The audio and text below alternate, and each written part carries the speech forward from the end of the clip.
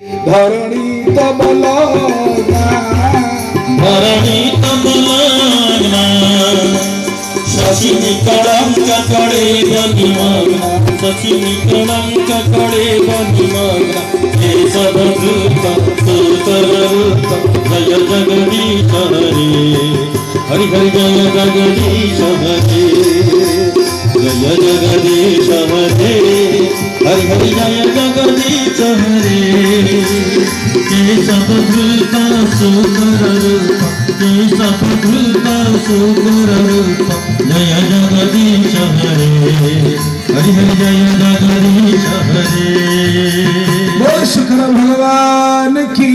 जय। हिरण्यक्ष को बध करने भगवान दिने घुषुरी बेश होते ना तेणु काले माँ मत जानीदेला बोली प्रभु पुणी एमती अने कले बड़ अबुझा है कहली जदि मत माँ जानीदेव मुझे सुंदर होती मत्स्य कच्छप बराह अवतार होती तेरे मत तो आज क्षीर खुआबनी आज तो लहुणी दबनी तेणु प्रभु अजट हेले बड़ अबुझा को नहीं लालो बड़ अबुझा को नहीं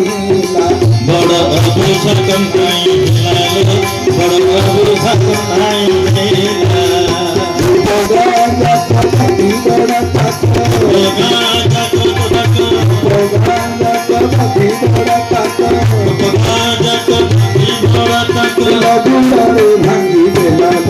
बड़ अबुझा को नहीं बड़ अबुझा को नहीं बड़ अबुझा को नहीं बड़ अबुझा को नहीं बड़ अबुझा को नहीं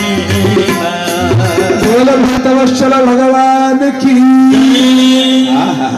नहीं एमती माया करदेले आउ माँ बुझी पारे घटना कौन है आउ भांगिले से दिन संकल्प कले आदि ठारू ये गोपपुर जिते दधी भांड अच्छी सबको बाड़े भांगी गोटे संकल्प कले कहीं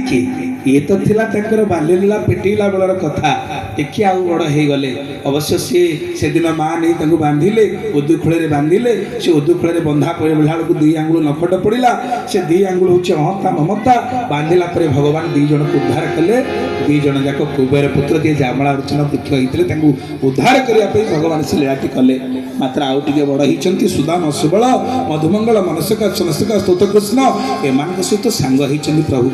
विचारा देखिले सांडिल्य मुनिकर पुओ ना हूँ मधुमंगल सेटा देखा पूरा पतलाटा पेली देले दुलुकिनी पड़ो आखि पशि जा पेट पचार पचारा कि हे तू कहीं मल्ला भाया देखा जा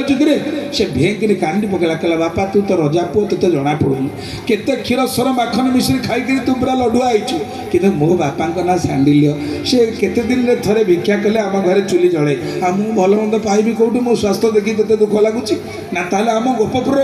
क्षीर सब जाऊँ कड़े ना तोठे पवन बोधे बाजू नहीं ये नंद राजा कौन जिते गाई गोरुंगर जिते क्षीर होते गोमाता जी रखी सबू क्षीर को कंस किणी नौ